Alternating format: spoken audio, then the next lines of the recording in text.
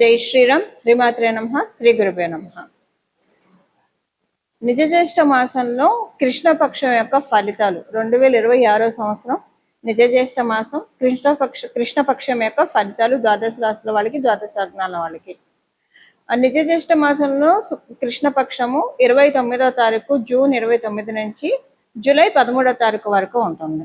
ఈ కృష్ణపక్షంలో ద్వాదశ రాశుల వాళ్ళకి, ద్వాదశ లగ్నాల వాళ్ళకి ఎలాంటి ఫలితాలని అందుకోబోతున్నారు? ఫలితాలని చెప్పడానికి ముందుగా ఫలితాలను ప్రసాదించే గ్రహ దేవతలు ఏ ఏ రాశుల్లో స్థితులై ఉన్నారో ప్రథమంగా మనం పరిశీలిద్దాము. మంగళ సంచారం వృషభ రాశిలో, అలాగే మిథున రాశిలో రవి యొక్క సంచారము, బుధ భగవానుడు ఈ మాసంలో ఈ పక్షంలో వక్రగతిలోకి ఆయన వెళ్తున్నాడు కాబట్టి ఆయన సంచారము ఉభయ రాశుల్లో ఉంటుంది. కర్కాటక రాశి, మిథున రాశిలో ఉంటుంది. కర్కాటక రాశిలో గురు శుక్రుల సంచారము. శుక్రాచార్యుల వారు ఈ పక్షంలో 5వ తారీఖు నుంచి కర్కాటక రాశిలోంచి సింహరాశిలోకి ఆయన పయనాన్ని సాగిస్తారు. కేతుదేవుడు సింహరాశిలో స్థితిలో ఉన్నారు. అలాగే రాహుదేవుడు కుంభరాశి యొక్క స్థితి, శనేశ్వరుడు మీన రాశిలో స్థితిలో ఉన్నారు. ఇవి ఈ పక్షంలో ఉన్న గోచార గ్రహ స్థితులు.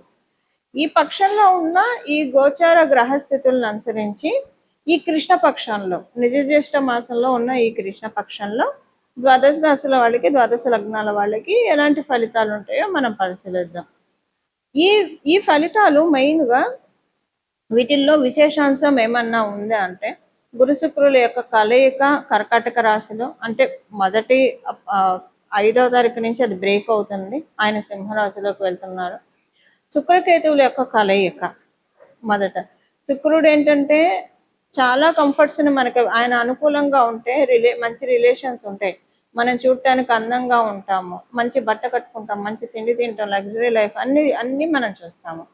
ఆయన వెళ్ళి ధర్మస్థానము, మనకి ధర్మస్థానం అని ఎందుకు చెప్తున్నానంటే కాలపురుషుడు కుండలిలో నుంచి సింహరాశి పంచమ స్థానం కాబట్టి ఒక ధర్మస్థానము, 1, 5, 9 2 ధర్మస్థానాలు. ఈ ధర్మస్థానంలో శుక్రాచార్యుల వారు ఉన్నారు. అక్కడ కేతు భగవానుడు స్థితిలో ఉన్నారు. స్థితిలో ఉండడం వల్ల అది ఎలా ఉంటుందంటే, ఈయన ఇస్తూ ఉంటాడు, ఆయన తగ్గొడుతూ ఉంటాడు. సో ఈ వారిలో ఎవరు గెలుస్తారు? శుక్రాచార్యుల వారు ఇస్తాడా? ఆయన చేత కేతు భగవానుడు ఎలాంటి అడ్డు చెప్పనీయకుండా అన్నీ ఇవ్వనిస్తాడా? ఇవి చూడాలి మనం. అంటే ద్వాదశ రాశుల వాళ్ళకి, ద్వాదశ లగ్నాల వాళ్ళకి ఎలాంటి ఫలితాలు ఉంటాయి, ఇది ఒక స్పెషల్ ఇంపాక్ట్. దానికి తోడు బుధ భగవానుడు ఆయన వక్రగమనంలోకి వెళ్తున్నారు, ఇది ఇంకొక స్పెషల్ అంశం. అన్నీ ఏది ఎలా ఉన్నా సరే ఓవరాల్గా మనం చూసుకుంటే, ఓవరాల్గా చూస్తే ఈ పక్షంలో ద్వాదశ రాశుల వాళ్ళకి, ద్వాదశ లగ్నాల వాళ్ళకి, అందరికీ 25 నక్షత్రాల వాళ్ళకి, వీళ్ళు వాళ్ళని కాకుండా ప్రతి ఒక్కళ్ళకి గురువు యొక్క బలం ఉండడం, గురువు యొక్క కృప విశేషంగా ఉండడము, ఇది ఒక మేజర్ పాయింట్. అందరికీ కూడా ఒక కీ పాయింట్ అనుకోండి. దీనివల్ల మిగతా గ్రహస్థితులు ఎలాగున్నా కూడా వాటి వల్ల ఎక్కువగా ఇబ్బంది ఉండదు. ఇప్పుడు ఉదాహరణకి ఇప్పుడు మేషరాశిలో పుట్టిన వాళ్ళకి శుక్రుడు మరియు కేతువు యుతి వల్ల సింహరాశిలో సంతానానికి సంబంధించిన ఇబ్బందులు రావచ్చు, సంతానానికి ఆరోగ్య సమస్యలు రావచ్చు. గురు భగవానుడు ఏం చేస్తాడు? ఆయన ఆచ్ఛాదన ఉంది కదా, ఆయన కర్కాటక రాశిలో ఉన్నాడు, సింహరాశిలో వీళ్ళిద్దరు ఉన్నారు. ఆయన ఆచ్ఛాదన ఉంది కాబట్టి ఏదైనా పెద్ద హెల్త్ ప్రాబ్లం వచ్చే చోట చిన్నగా ఆయన చేస్తాడు. అంటే ఒక బాగా హెల్త్ ప్రాబ్లం, ఒక యాక్సిడెంట్, మరి మీ జాతకం ప్రకారం యాక్సిడెంట్ అయ్యేసి ఉంటే కనుక ఏదన్నా చిన్నగా వేలు కోసుకుంటుంది, అలాగా. అంటే చాలా స్వల్పంగా పోనిస్తాడు. అసలంటూ పూర్తిగా ఏది తప్పించుకోలేం, కర్మను అనుభవించాల్సిందే. అలా ఒక్కొక్క రాశి వాళ్ళకి ఒక్కొక్కటి. వీళ్ళు శుక్రకేతువుల యుతి ఒక్కొక్క ప్రాబ్లమ్ని క్రియేట్ చేస్తూ ఉంటే, మీ రాశి మీ లగ్నం ప్రకారం దాన్ని గురు భగవానుడు ఇంటెన్సిటీ తగ్గిస్తాడు. ఇప్పుడు బుధ భగవానుడు కూడా వక్రగమనంలో వెళ్తున్నాడు ఈ పక్షంలో. అది కొన్ని రాశుల వాళ్ళకి మంచిది, చాలా మంచిది. ఏ రాశుల వాళ్ళకి మంచిది? ప్రథమంగా కర్కాటక రాశి వాళ్ళకి మంచిది, ఆయన వక్రగతిలోకి వెళ్ళడము. ధనుసు రాశి వాళ్ళకి మంచిది, మీన రాశి వాళ్ళకి మంచిది. ఇది మేష వృశ్చిక రాశి వాళ్ళకి ఇది న్యూట్రల్గా ఉంటుంది, మంచి ఉండదు, చెడు ఉండదు. అలాగే కుంభరాశి వాళ్ళకి, మకర రాశి వాళ్ళకి మంచి అంటే న్యూట్రల్, మంచి కాదు, వాళ్ళకి కొంచెం ఇబ్బంది ఉంటుంది. అంటే న్యూట్రల్ కంటే కొంచెం బిలో యావరేజ్ ఫలితాలు ఉంటాయి. మళ్ళీ వృషభ తులారాశుల వాళ్ళకంటే బిలో కంటే యావరేజ్ కంటే కొంచెం బిలో ఫలితాలు ఉంటాయి, న్యూట్రల్ కంటే కొంచెం బిలో ఫలితాలు ఉంటాయి. అయితే ఇక్కడ కూడా ఇదే పాయింట్, గురు భగవానుడు ఆచ్ఛాదన ఉంది కాబట్టి మిథున రాశిలో, అందులో ఆయన కర్కాటక రాశిలో ఉండి వక్రగమనంలోకి వెళ్తున్నారు కాబట్టి ఏమైనా చిన్న చిన్న నెగిటివ్ పాయింట్స్ ఉంటే వాటిని ఆయన్ని నెగేట్ చేసేస్తాడు గురు భగవానుడు, నలిఫై చేసేస్తాడు. అది ఇప్పుడు గురు భగవానుడు సమక్షంలో ఉండడం వల్ల సేఫ్ గార్డింగ్ అనేది చాలా హైగా ఉంది ద్వాదశ రాశి వాళ్ళకి, ద్వాదశ లగ్నాల వాళ్ళకి. మరి ఇంకెందుకు ఆలస్యం, మీ రాశి వాళ్ళకి, మీ లగ్నం వాళ్ళకి ఎలాంటి ఫలితాల నుంచి ఆయన కాపాడబోతున్నారు, అసలు ఏం మంచి రిజల్ట్స్ కూడా రాబోతున్నాయి, ఇవన్నీ మనం ఒకసారి చూద్దాము. మీనరాశి, మీనరాశి మీన లగ్నంలో పుట్టిన వాళ్ళకి, ఈ పక్షంలో మీనరాశిలో పుట్టిన వాళ్ళకి, మీన లగ్నంలో పుట్టిన వాళ్ళకి అనుకూలమైన పరిస్థితులు ఉన్నాయి. అట్ ద సేమ్ టైం కొన్ని ప్రతికూల పరిస్థితులు కూడా ఉన్నాయి. ఇంట్లో ప్రశాంతత అనిపించదు. మానసికంగా మీ తల్లిగారి హెల్త్ కొంచెం స్లైట్గా ఎఫెక్ట్ అయ్యే ఛాన్స్ ఉంది, మేజర్ కాదు మైనర్గానే. లేదా మీరు గృహ ప్రయత్నాలు చేస్తూ ఉంటే అవి అసలు మీరు ప్రస్తుతానికి ఈ జూలై వరకు డ్రాప్ డౌన్ చేయండి. అద్దె ఇంటి కోసం, ఏదైనా ప్లేస్ చేంజ్ కోసం చూస్తుంటే, సొంత ఇల్లు కొనాలన్నా, అద్దె ఇల్లు కొనాలన్నా, అమ్మాలన్నా అవేవి సఫలీకృతం కావు, అది మీకు తలకాయ నొప్పిగా అవుతుంది. అందువల్ల ఈ మాసం వరకు మీరు అది డ్రాప్ డౌన్ చేయండి. ఇంట్లో మీకు కొంచెం ప్రశాంతత తగ్గినట్లు అనిపిస్తుంది, లేదా మీరు బిజీ అవుతూ మీ ఫ్యామిలీ మెంబర్స్కి మీరు టైం కేటాయించలేరు, రెండిట్లో ఏదన్నా ఉంటుంది. అప్పుడు కూడా మీకు అనిపిస్తున్నారే ఇవాళ మా ఫ్యామిలీ మెంబర్స్తో మాట్లాడలేదు, మాట్లాడితే ప్రశాంతత ఉంటుంది, మాట్లాడకపోవడం వల్ల ఆ ఫ్యాక్టర్లో ప్రశాంతత మిస్ అవుతుంది. సో ఇలాంటివి కొన్ని చూస్తారు మీరు సిచ్యువేషన్స్. మీకు ఒకటి శుక్రుడు మరియు కేతువు ఇది అన్ని రాశుల్లో మీకే యోగిస్తుంది, ఇంకెవరికి యోగించదు.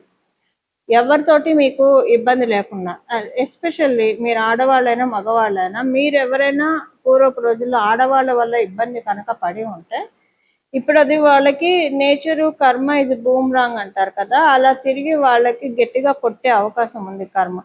అది ఒకటి మీకు అంటే ఈ కేతు అయితే మీకు లాభసాటిగానే ఉంటుంది. మీరు ఇదివరకు కాలంలో డబ్బులు ఏమన్నా మోసపోయి ఉంటాయి, ఇప్పుడు మీకు డెస్టినీ ఇంకొక చోట నుంచి కావచ్చు, లేదా అదే చోట నుంచి కావచ్చు 3 times బిగ్గరగా ఇప్పిస్తుంది.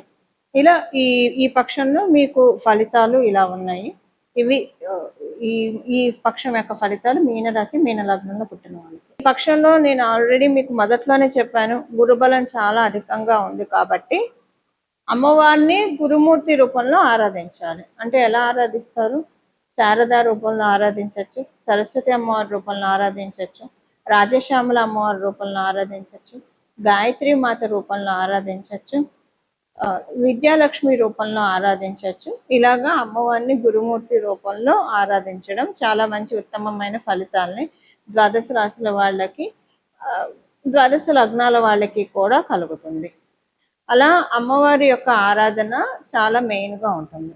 లేదా మనము మామూలుగా చూసుకుంటే కనుక దక్షిణామూర్తి స్వామి వారిని, దత్తాత్రేయుల వారిని, కృష్ణుడిని, ఇలాగా మీకు ఇష్టమైన దేవీ దేవతలు గురుతత్వంలో ఉండే వాళ్ళని కూడా ఆరాధించవచ్చు.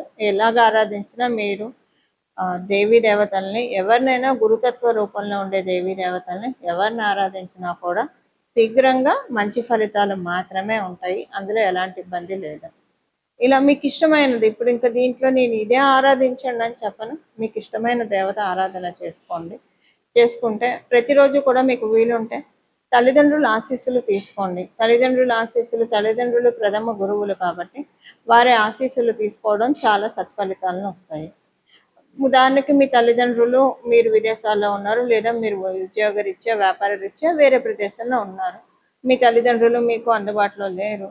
అప్పుడు లక్ష్మీనారాయణలకి శివపార్వతులకి దండం పెట్టండి. వాళ్ళే ఆది దంపతులు కదా శివపార్వతులు లక్ష్మీనారాయణ, వాళ్ళే మనందరికీ జగతపితరో వందే పార్వతీ పరమేశ్వర అని చెప్తాం, వాళ్ళే మనందరికీ తల్లిదండ్రులు. వాళ్ళ పాదాలకి ప్రణామం చేయండి. కుదిరితే కనుక దేవీ దేవతల గుళ్ళ చుట్టూ ప్రదక్షిణాలు చేయండి, ఎన్ని ప్రదక్షిణాలు వీలైతే అన్ని ప్రదక్షిణాలు చేయండి. ఇలా ఇవన్నీ చేస్తే కనుక ఈ పక్షం అంతా కూడా దైవ బలాన్ని ఇంకా క్రోడీకరించుకోవడానికి చక్కటి సదావకాశం గోచార రీత్యా మనందరికీ కూడా కలుగుతాయి.